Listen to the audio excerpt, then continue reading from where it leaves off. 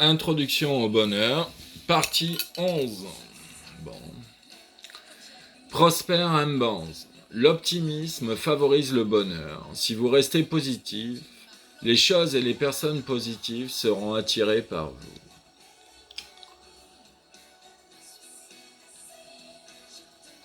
Et oui, le bonheur, le malheur, tout ça. Ça dépend fortement déjà de sa propre philosophie, de son propre point de vue. Si on voit le verre à moitié plein ou à moitié vide, si on est plutôt optimiste ou pessimiste. Ça change fondamentalement les choses. Bon, c'est comme ça. Donc, il y a plus de chances d'avoir plus de bonheur en étant optimiste que pessimiste. Bon, c'est comme ça. Et bien sûr, plus on est cool, sympathique, heureux, tout ça. On met toujours essayer de mettre de l'huile dans les rouages. Bah, on a plus de chances de se faire des amis sympathiques, des bonnes relations, tout ça. Que au contraire, si on est dépressif, fermé, qui parle à personne, qui casse les couilles à tout le monde, bon, bah, là, moins de chances d'être heureux, quoi. Bon, bah voilà. Pierre Dagenais, si tu veux goûter au bonheur de la vie, accepte l'inévitable. Ah, ça. Donc le pire des inévitables, bien évidemment, c'est la mort. Bon, alors, ta mort à toi, bon, déjà, pas cool. Puis la mort de tes proches, de tes amis, ou de ta famille. Alors, en général, dans l'ordre des choses, t'es petit, tout va bien, puis patatras, ton grand-père, ta grand-mère, allez hop. Bon, bah toi, quand t'es petit, on t'a pas trop prévenu, tout ça. D'un coup, paf, le grand-père meurt. Oh bah tiens, qu'est-ce qui se passe? Ah bon, on meurt, tout ça. Donc bon, ah bah tiens, j'adorais mon grand-père, puis d'un coup, il est plus là. Alors c'est des inévitables, la mort, la pire des inévitables. Et donc, faut accepter les inévitables. Faut accepter, le plus dur, c'est sa propre mort dans le futur. Ah, ça. Et une fois que tu as accepté ta propre mort potentielle dans le futur, bah tu te dis, hein, bah mince alors. Bon, bah t'as deux choix, soit positif, soit négatif. En gros. Hein. Et donc, bon, bah soit pessimiste, merde, je vais mourir, merde, cercle vicieux. Ou soit tu te dis, bon, bah. Perdu pour perdu, tant qu'à faire, mieux vaut en rire qu'en pleurer, et etc. Et donc tu dis, bon bah, carpe diem, essayons de profiter de chaque instant présent, tant qu'à faire. Donc tu es plutôt positif, tu acceptes l'inévitable, et tu essayes de profiter au maximum de ta courte vie éphémère. Bon. Et en prenant cette trajectoire, oh miracle, le bonheur a plus de chances d'arriver sur ton matricule. Gaëtan Fosser, recette du bonheur. Se sublimer un peu tous les jours.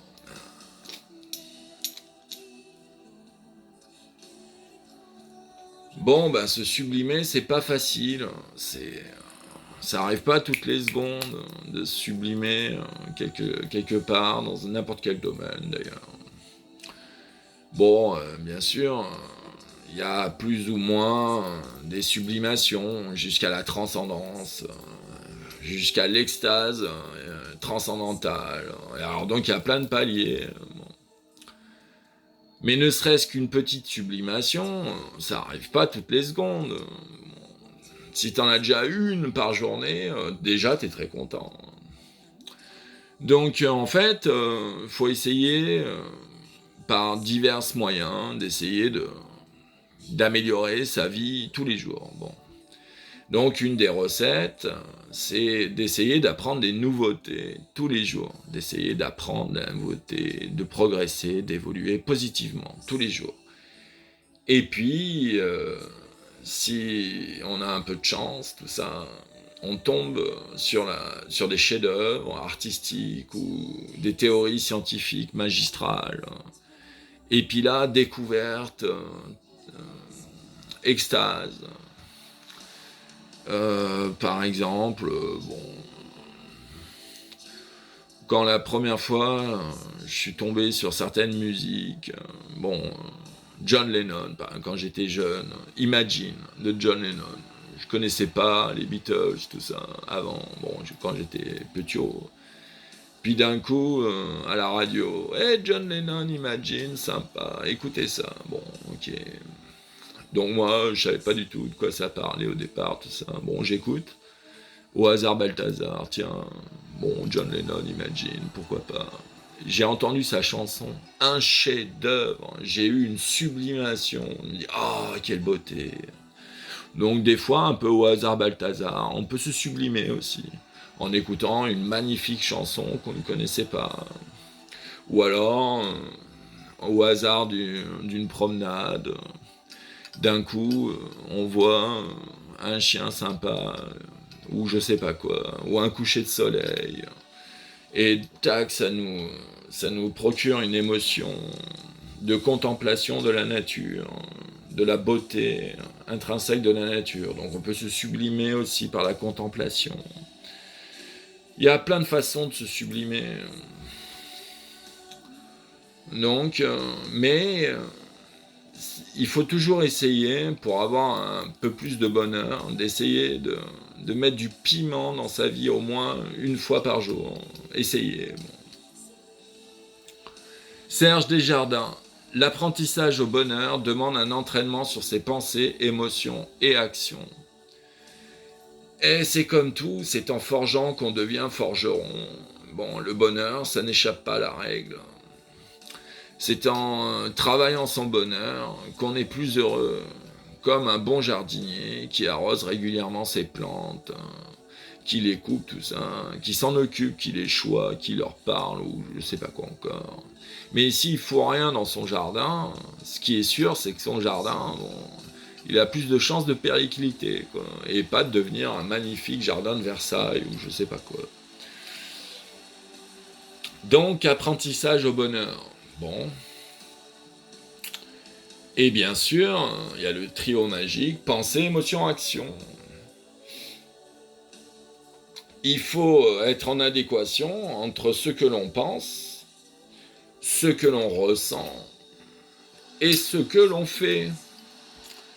Et il faut essayer, dans ce triptyque, d'être en relative bonne adéquation. Parce que s'il te manque un des trois, si tu fais par exemple des choses qui te procurent un peu d'émotion, mais que ta tête te dise pas bien du tout, t'as moins de chances d'avoir du bonheur que si les trois, ton esprit, ton cœur et ce que tu fais sont en adéquation avec toi-même et t'es parfaitement d'accord avec les trois facettes. Et si tu atteins cet équilibre d'accord, t'es beaucoup plus heureux.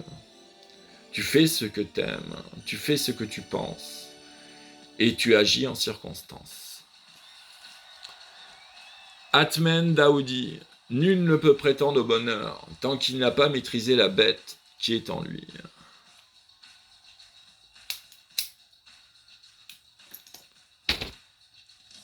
Donc toujours pareil, phase d'apprentissage dans le bonheur. Et il faut savoir maîtriser, entre guillemets, l'animal, les pulsions basiques animales qui nous submergent parfois. Parfois, on est submergé par ces émotions animales, de peur, de colère, de ce qu'on veut. Parfois, face à telle situation qu'on ne connaît pas trop, souvent, son premier réflexe animal, c'est la peur. Dans la grande majorité des cas, il y a toujours des exceptions, mais dans la grande majorité des cas, la peur est mauvaise conseillère. Mauvaise conseillère. En revanche, ressentir un peu de peur, ça peut être très bon si tu canalises cette angoisse, tout ça, ont une énergie positive, d'adrénaline, parce qu'en fait ça sert à ça, à la base la peur, c'est oh il y a un danger ou je sais pas quoi, et tac on va produire de l'adrénaline, donc c'est sûr c'est youpi, on dit qu'est-ce qui se passe, donc tu es beaucoup plus réactif, beaucoup plus d'énergie face au danger, grâce un peu à la peur canalisée.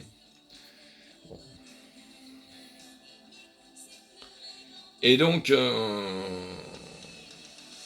par exemple en amour, quand un homme, une femme, bon, tout va bien, bon bah ça va, mais des fois engueulade. Bon. Et puis ça peut aller très loin. Alors si tu maîtrises pas un minimum la bête qui est en toi, des fois l'homme, bon, il a envie de foutre une bonne baffe dans la gueule à l'autre, pour qu'il ferme son clapet à merde. Bon. Alors, le gentleman s'interdit de frapper les femmes. Bon, interdit. Donc, il faut maîtriser la bête qui est en toi. Parce que des fois, les femmes, elles savent bien t'énerver. Croyez-en mon expérience. Albert Camus, trouvez votre bonheur en vous-même. Oh là là. Et oui, le bonheur, ça se trouve au fond de soi. Et nulle part ailleurs. Chez n'importe qui d'autre aussi. Il n'y a qu'un seul endroit où se trouve votre bonheur. C'est au fond de vous-même. Bon, c'est comme ça. Alors n'allez pas le chercher à perpète les oies en se disant tiens si je vais à tel endroit j'aurai le bonheur. Ah ouais super. Ou alors tiens si je rencontre telle personne qu'est-ce que je serais heureux. Ouais super. Non, le bonheur, il n'y a qu'un endroit où il se trouve, c'est au fond de vous-même. Bon, c'est comme ça. L'hume, comprendre ses failles et assumer ses erreurs, est un bon chemin vers le bonheur. Bon, bah, toujours pareil, nul être humain est parfait. Tac, je suis un être humain. Merde, je suis pas parfait. Bon, conséquence, j'ai des qualités, ouais, super. Mais j'ai des défauts, aïe. Donc, forcément, j'ai des défauts, j'ai des failles, j'ai des maladresses, j'ai des tatati tatata. Et donc, c'est inévitable. Donc, bon, il faut se regarder dans un miroir et se dire, bon, alors, c'est quoi mes défauts? Alors, je suis avare, je suis généreux, non, pas généreux, je suis avare, je suis misogyne, je suis quoi? Alors, bon, souvent, on se demande, et c'est quoi mes défauts? Et ben le mieux, enfin, c'est de demander un petit papotas à certains de ses amis fidèles. Vas-y, balance, dis-moi mes défauts. Donc bon, s'il est honnête, il va te dire, ouais, t'es arrogant, t'es machin, t'es je sais pas quoi. Bon. Alors, il y a du vrai, du faux, faut faire le tri, mais après, si t'as suffisamment d'amis qui te connaissent sur suffisamment de facettes, bon, des fois, tu peux retirer un peu de vérité sur tes défauts. Bon, c'est une petite aide. Mais rien ne vaut le miroir, l'introspection, la méditation tous les jours, à analyser soi-même ses qualités et ses défauts. Bon. Donc, puis bien sûr, inévitablement, on commet des erreurs. Parce que quand on fait bien les choses, bon, bah, c'est facile d'assumer. Quand, ouais, j'ai gagné, ouais, bon, j'assume.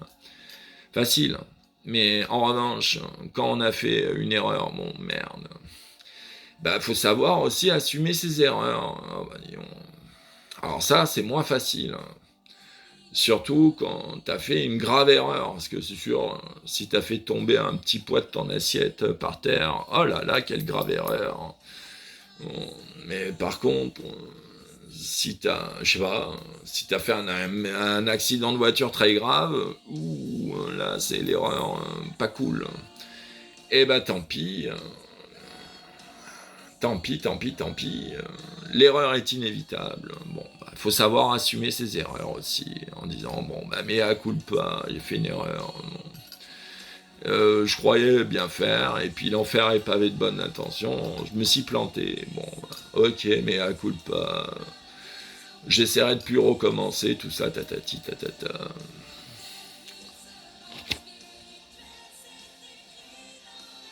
Donc, Généralité sur le bonheur, pour finir.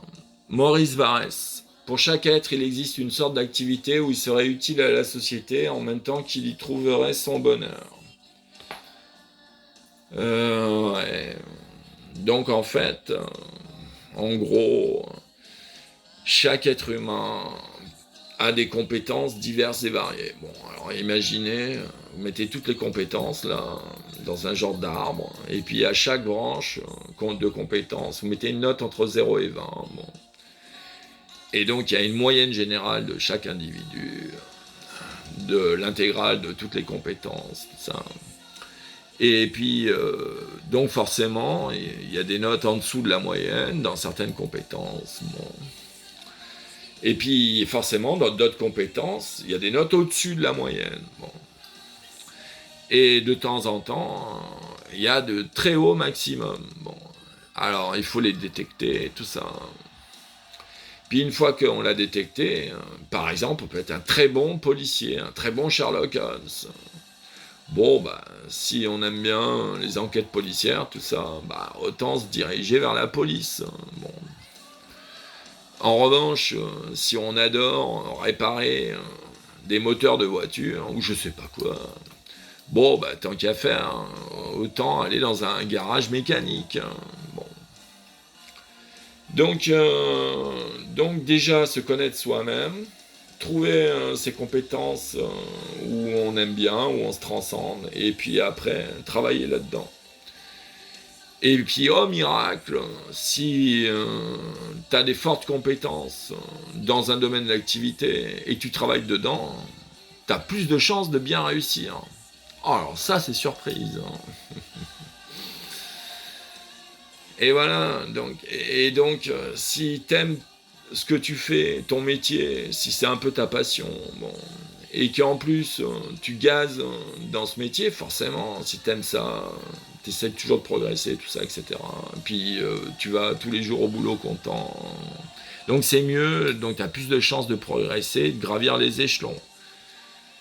Et donc forcément, t'y retrouves un peu plus de bonheur. Un miracle. Jean Simard, à chaque être correspond une forme d'amour spécifique. Son bonheur est de la rencontrer. Et ouais, bon.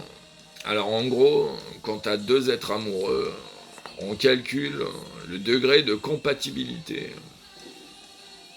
Alors c'est pas facile de savoir qui est plus ou moins compatible avec qui. Alors c'est très compliqué, ça dépend bien sûr, toujours pareil, qui, quoi, où, quand, comment, pourquoi, bon. Alors, alors c'est compliqué, parce que dans l'amour, les opposés, parfois s'attirent fortement. Alors là, ça se complique drôlement. Donc, bon, mais quand on prend, en gros, les 4 milliards d'hommes et les 4 milliards de femmes, et on essaye de se dire, tiens, quel couple à chaque fois serait le mieux, oh bah dis donc, pas simple à résoudre ce genre d'équation. Et donc tu te rends compte en calculant ce genre de truc que bah, une femme par exemple, par rapport aux 4 milliards d'hommes, bon, eh ben il y en a avec qui ça marcherait mieux qu'avec d'autres. Et c'est comme ça. Et puis si tu prends deux femmes différentes, ce ne seront pas forcément les mêmes avec qui ça marcherait le mieux. Je dis un exemple à la con. Par exemple, pour une femme, elle serait plus attirée par George Clooney, tandis que l'autre, elle serait plus attirée par Brad Pitt, ou je sais pas quoi. Ou alors une autre, c'est Johnny Depp. Elle dit, ah, le pirate des Caraïbes, tout ça. Ça me fait plus kiffer que George Clooney, ou je sais pas qui. Donc, chaque femme a ses différentes compatibilités amoureuses. Et donc, parmi cette gigantesque équation de compatibilité amoureuse, bah forcément, il y a un maximum, comme le nombre d'êtres humains est fini et pas infini. Donc, comme le nombre d'êtres humains est fini, bah forcément, en quantifiant, il y a forcément, sur un ensemble fini, un maximum. Donc, entre guillemets, c'est le principe de l'âme sœur. Sur Terre, un homme et une femme ont des chances d'être âmes sœurs, c'est-à-dire avoir le maximum de compatibilité amoureuse. Bon, c'est comme ça. Sophocle, le savoir est de beaucoup la portion la plus considérable du bonheur. Et oui, si on sait certaines choses, comme par exemple dresser une table pour un gueuleton familial, bon, c'est des sommes de petits détails, mais qui font qu'à la fin, c'est très beau. Et ça met une sorte de chaleur pour la réunion familiale. C'est un mieux, c'est un plus. Et donc le savoir te permet d'accéder à beaucoup plus de bonheur ou beaucoup plus de n'importe quoi. Et donc forcément, plus tu sais, plus tu as de chances d'optimiser ta vie, tes réceptions, ton travail, tout ça. Et donc forcément, un effet retour, plus de bonheur. Georges Wolinski, quand on veut faire le bonheur de l'humanité, il faut commencer par soi-même. Bon, je l'ai déjà suffisamment répété. Le bonheur, l'amour, la liberté, les 3 concepts préférés, les meilleurs. Et dans le bonheur, c'est le triptyque. D'abord mon bonheur, ensuite le bonheur de mes proches, et enfin le bonheur de l'humanité, si tu peux. C'est pas donné à tout le monde de faire le bonheur de l'humanité. Donc, avant de faire le bonheur de l'humanité, si t'es un doux rêveur, allons-y, faisons le bonheur de l'humanité. Ouais, sympa comme rêve, mais bon, commence déjà par toi. Bah ouais, tu fais partie de l'humanité, donc bon. Puis réfléchis, si t'es dépressif, ce que tu vas raconter, ça va emmerder les gens, ils vont te dire, oh, il fait chier celui-là. Est-ce que si t'es heureux, les gens disent, ah bah tiens, écoutons peut-être ce qu'il a à dire, c'est peut-être sympa. Christine de Suède, tout homme qui se croit heureux l'est. Alors ça c'est un genre de cercle vertueux du bonheur. Si tu crois que t'es heureux, bah t'es heureux. Alors ça marche pas dans beaucoup de domaines, hein, cette formule. Hein. Si tu crois que la Terre est plate, bon bah c'est pas pour ça qu'elle sera plate. Hein, bon. En revanche, si tu crois vraiment que t'es heureux, bah tu l'es. Alors ça... Mais bon, le problème c'est... Il faut vraiment le croire qu'on est heureux. Et ça, c'est pas donné à tout le monde. Surtout dans sa psychologie, philosophie, tout ça. Épicure, à tous les désirs, il faut appliquer la question suivante. Que m'arrivera-t-il si s'accomplit ce que cherche à obtenir mon désir ? Et que m'arrivera-t-il si cela ne s'accomplit pas ?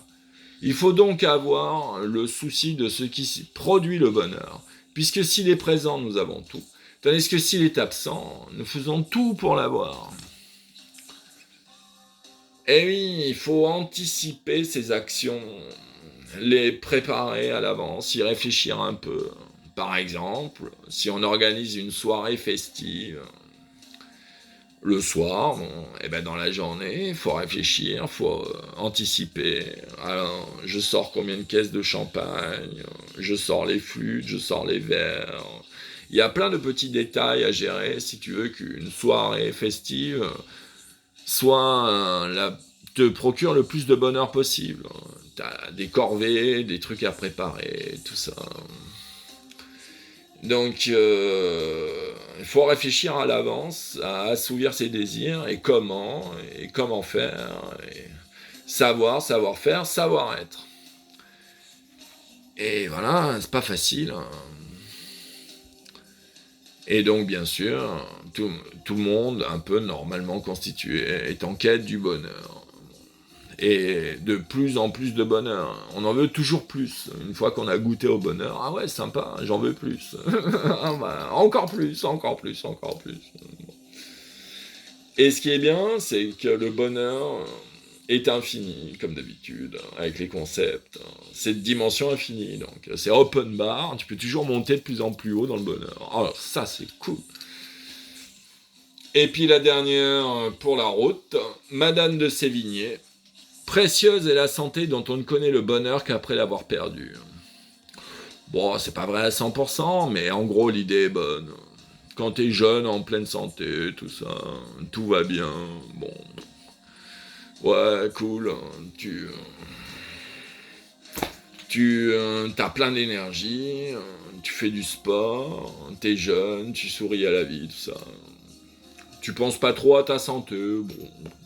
C'est pas le premier de tes soucis, plutôt le cas de tes soucis. Tout va bien. Tu vas pas chez le docteur régulièrement, ou alors quand t'as un petit rhume, bon, une connerie comme ça, mais quand t'es jeune en pleine santé, bon, bah, ta propre santé, t'y réfléchis pas trop. En revanche, va demander à Grand Corps Malade ce qu'il pense de la santé. Ah bah alors là, lui, il va te raconter un peu. Bon, il raconte un peu dans des interviews, des choses comme ça. Quand il a passé 10 ans à l'hosto, non-stop, ou je sais pas quoi, oh bah dis donc, il en a rencontré des gens qui avaient perdu la santé, ou un bras, une jambe, ou je sais pas quoi. Ah bah dis donc, je peux te dire que eux, ils te racontent que quand t'as plus de jambes, ah bah pas cool, hein. T'aimerais bien, claque, Pouni, on me les fait repousser s'il vous plaît. Donc, souvent, on ne connaît le bonheur d'être en bonne santé qu'après l'avoir perdu. Mais heureusement, il y en a certains qui peuvent nous enseigner ça quand on est en bonne santé. Et si t'es pas trop con, tu dis, ah ben, je suis en bonne santé, ah bah profitons-en. Alors surtout quand t'es jeune et en bonne santé, bah c'est le moment de faire des sports de l'extrême ou des trucs un peu speedy sport. C'est pas quand t'auras 80 ans que tu feras un marathon. Hein. Vaut mieux commencer quand on a 20, 25, 30. Allez hop, un petit marathon ou un petit sport de l'extrême, du surf des mers ou des neiges ou ce qu'on veut. Mais quand on est jeune, plein d'énergie et en bonne santé, il faut profiter de faire des choses qui demandent beaucoup d'énergie et être en bonne santé, justement. C'est pas quand t'auras 60 ans, 80 ans, que tu vas dévaler les pistes enneigées à fond la caisse. Et te remplir d'émotions géniales. Et t'en souvenir toute ta vie, avoir fait le foufou quand t'étais jeune, à faire n'importe quoi, à risquer ta vie. Oh, quel plaisir. Qui vit sans folie n'est pas si sage qu'il croit, disait François de la Rochefoucauld. Et c'est un excellent moyen pour augmenter son bonheur. Sur ce, c'est la fin du bonheur.